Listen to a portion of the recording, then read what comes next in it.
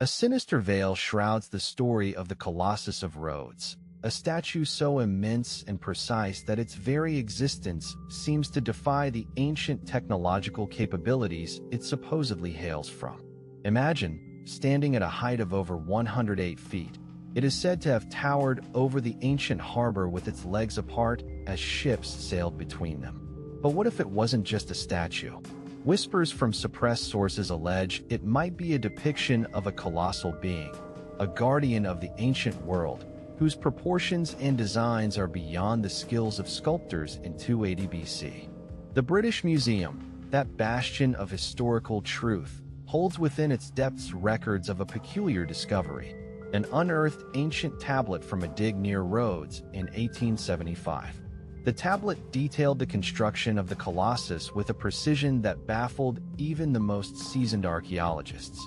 The tablet speaks of living metal and stone that breathes, materials unknown to ancient Greeks.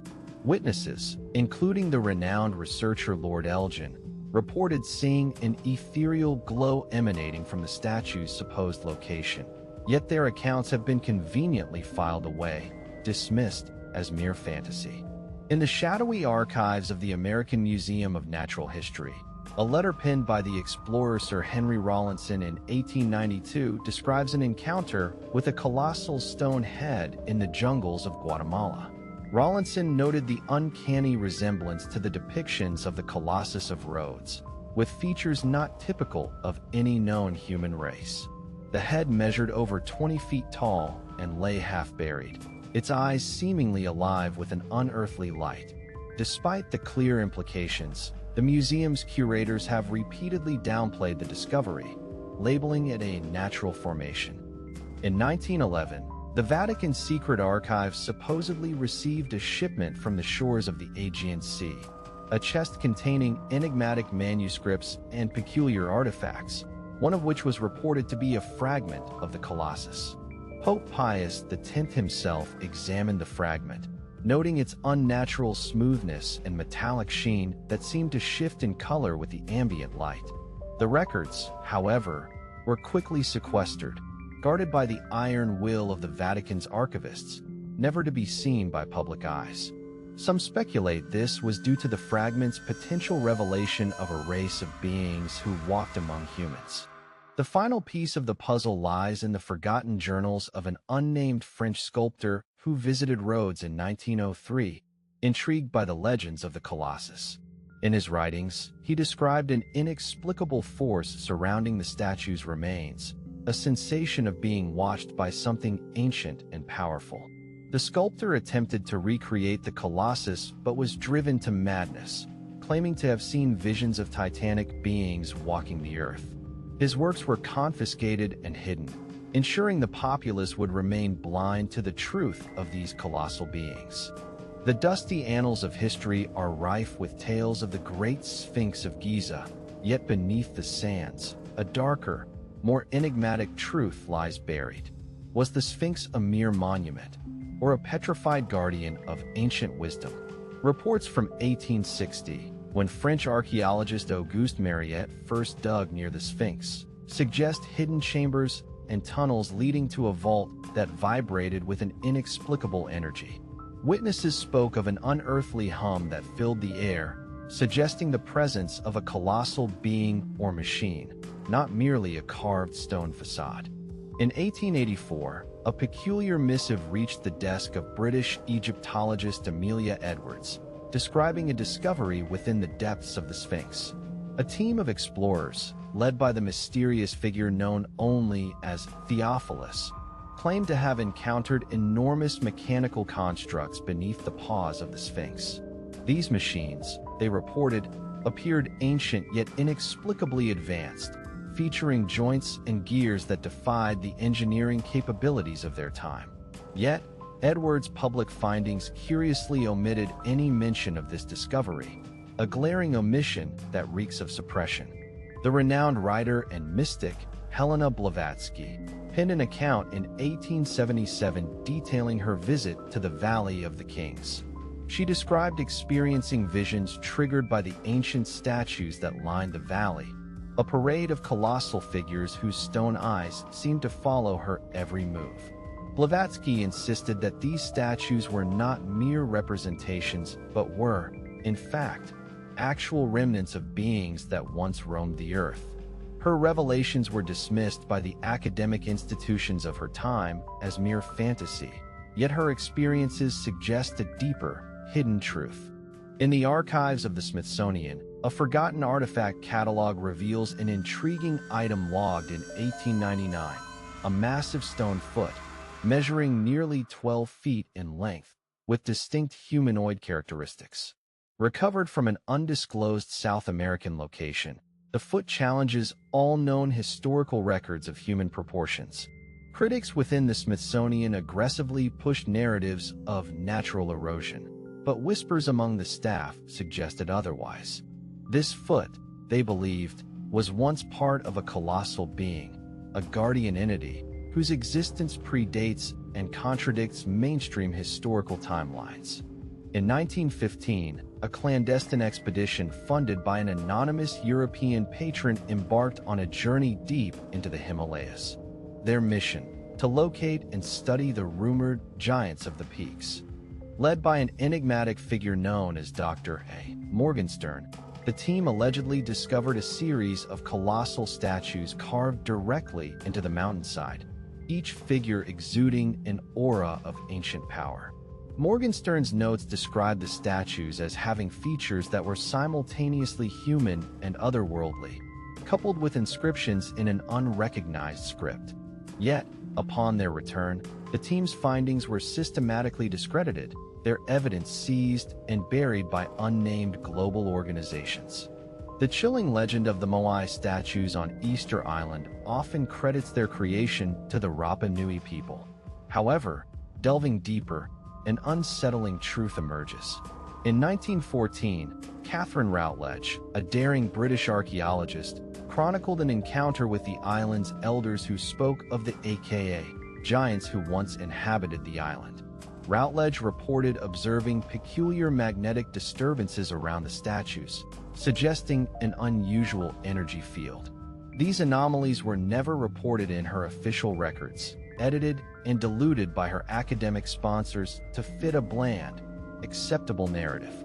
Within the hidden corridors of the Vatican's vast library, a manuscript from 1806 recounts an astonishing tale from the Andes Mountains.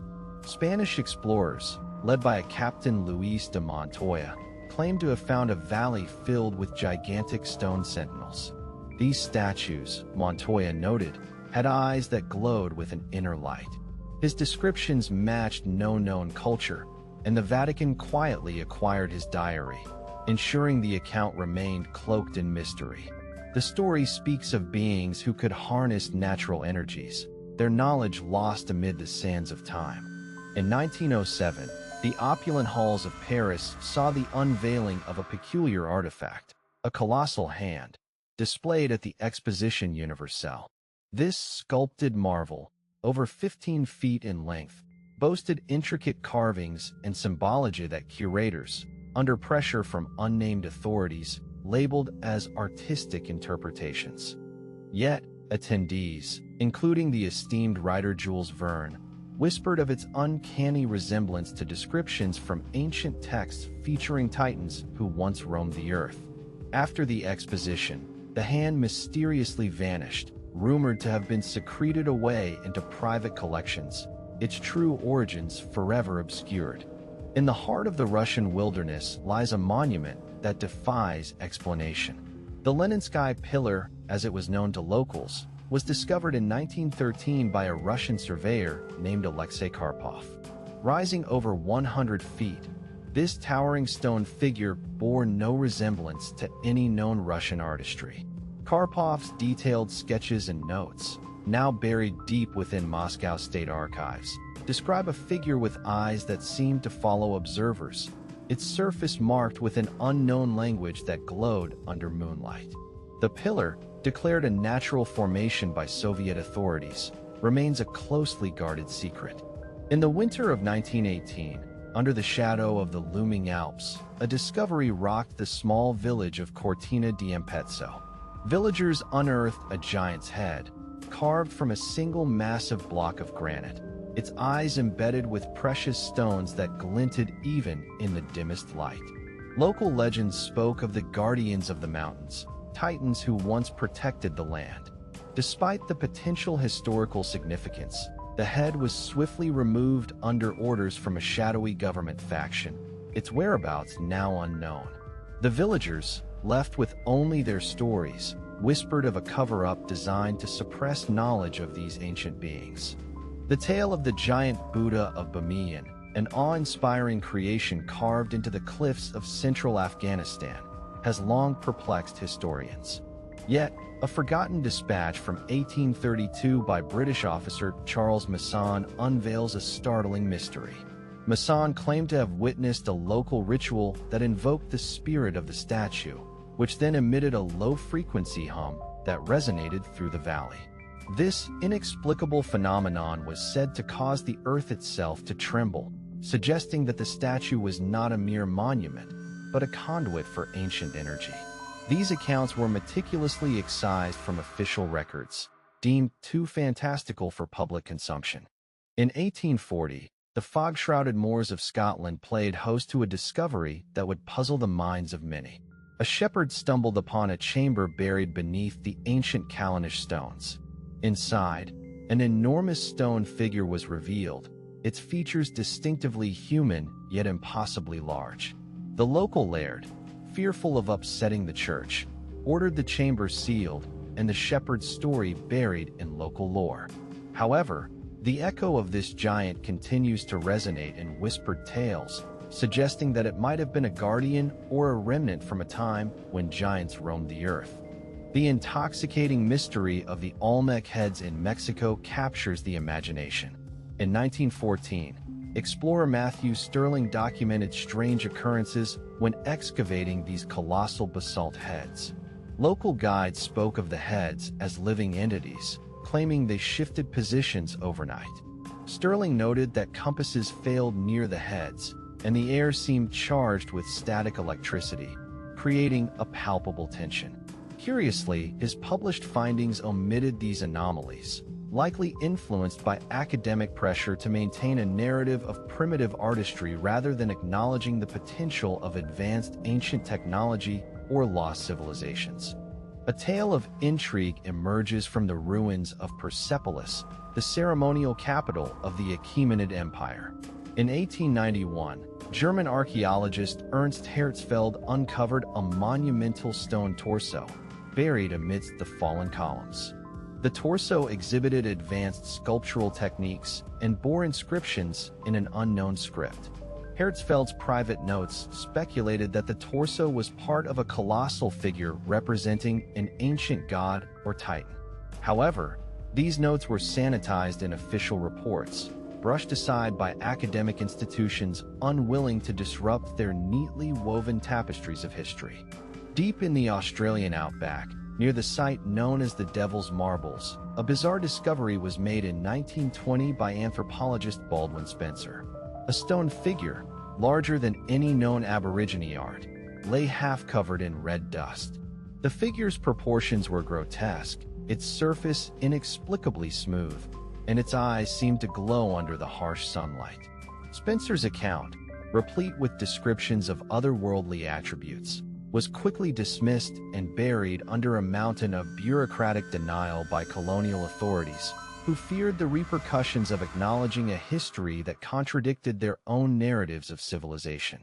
The ancient city of Petra, hidden amidst Jordan's desert canyons, conceals a secret far deeper than its famed treasury facade. In 1908, Swiss explorer Johann Burckhardt documented a colossal form within a concealed chamber. This figure, carved into a monolithic wall, bore an aura of divine authority, its eyes set with gemstones that flickered in torchlight. Local Bedouins whispered of a giant protector, a legend corroborated by Burckhardt's private journals. Despite his meticulous documentation, academic society dismissed his claims, preferring to attribute the formation to erosion rather than entertain the existence of colossal sentinels. In 1912, the dense forests of Southeast Asia revealed a curiosity that defied logic. French colonial administrators reported uncovering an enormous stone arm, its surface inscribed with scripts untraceable to any known language. The arm displayed a fine workmanship that seemed impossible to replicate with the tools attributed to the region's ancient cultures. Despite the artifact's significance, colonial powers swiftly silenced the discovery, fearing it might incite unrest by challenging their narrative of native inferiority. The arm was quietly moved to a secluded location, its existence relegated to the realm of whispers and forbidden tales. The monoliths of Stonehenge have always held a magnetic allure, yet a peculiar tale from 1855 adds a layer of intrigue. An amateur antiquarian, Sir Archibald Cameron, claimed to have witnessed a surreal event during the winter solstice. As the sun aligned with the stones, Cameron saw the silhouette of a giant figure materialize within the circle, its features eerily human. His account, deemed a hallucination by skeptical academics, was suppressed by the British Archaeological Society, whose members feared the implications of confirming such a supernatural encounter. Cameron's manuscripts, however, suggest a reality where these stones were once the gathering place for beings of immense stature. In the heart of the African continent, the ruins of Great Zimbabwe offer a glimpse into a past shrouded in the mists of time. In 1890, British colonists unearthed a massive stone foot, suggestive of a colossal statue long since fallen. The foot's craftsmanship was unparalleled, with intricate carvings that defied the rudimentary tools of the region's known inhabitants. Despite its undeniable significance, the colonial administration dismissed the find, eager to maintain the narrative of an undeveloped Africa. The foot was buried anew, secured under layers of denial, while tales of giant builders continued to echo among the local tribes. In 1919, the remote fjords of Norway became the stage for an extraordinary discovery. Fishermen stumbled upon a colossal stone head submerged near the shore, its features sharply defined and unmistakably human. The head, however, was too large to be moved, leading local legends to speak of a sea giant frozen in time. When a team of Norwegian historians attempted to document the head, their findings were swiftly overshadowed by government officials citing national security concerns. The head remains submerged, an enigmatic sentinel of the deep, with only the brave daring to whisper of its existence. The legend of the Colossi of Memnon, two massive stone statues on the west bank of the Nile River, hides a secret that challenges the annals of history. In 1896, an expedition led by German Egyptologist George Ebers uncovered a series of hieroglyphics beneath the statues that hinted at a forgotten dynasty of giants. These inscriptions told of rulers whose stature matched the colossal figures they commissioned, beings of immense power and wisdom. Despite the groundbreaking implications, the findings were quietly shelved, dismissed as misinterpretations by the academic gatekeepers determined to keep the narrative of human history linear and unchallenged. In the verdant jungles of Cambodia, the ruins of Angkor Wat conceal a mystery that defies conventional history. In 1920, an obscure French botanist, Henri Mouhot, wrote of an impossibly large stone hand emerging from the earth, its fingers stretching toward the sky. Local monks spoke of the hand as part of a colossal guardian that once protected the temple complex. The hand, covered in intricate carvings depicting celestial events, was quietly reburied under layers of soil and official disregard. Mouhot's private journal, however, detailed his belief that the hand belonged to a race of giants who once walked the earth. The enigmatic statues of the Terracotta Army in China are known worldwide, yet a darker secret lingers in their shadow. In 1904, a Chinese scholar, Wu Yuzhong, claimed to have discovered a colossal statue beneath the mausoleum of Emperor Qin Shi Huang. This statue, far larger than the terracotta soldiers, was said to depict a giant ruler who unified the elements with his mere presence. Wu's findings, which suggested a connection to an ancient race of giants, were quickly discredited by the state, fearing the socio-political upheaval such revelations might provoke. The statue remains buried, its story untold. In the barren expanses of Mongolia's Gobi Desert, whispers of the Stone Kings persist among the nomadic tribes. In 1913, Russian explorer Pyotr Kozlov reported encountering a series of gigantic statues half buried in the sand, their faces weathered by centuries. These figures, standing sentinel over the desolate landscape, were said to be the petrified remnants of ancient rulers, preserved by some forgotten technology. Despite Kozlov's detailed sketches and descriptions, the academic community dismissed his claims, attributing them to desert mirages and overactive imagination. Yet, the tribes continue to speak of the Stone Kings, guardians of a lost civilization. In the secluded valleys of New Zealand, the Maori people tell of the Tanawa, giant beings that once roamed their land. In 1917, a group of New Zealand archaeologists discovered a gigantic stone torso submerged in a lake, its features eroded, yet undeniably human. The torso, embedded with gemstones, was believed to be a representation of the Tanawa, a guardian spirit cast in stone. Despite the compelling evidence, the discovery was quickly dismissed by the colonial government as a natural rock formation, its potential historical significance buried under layers of skepticism and bureaucratic dismissal.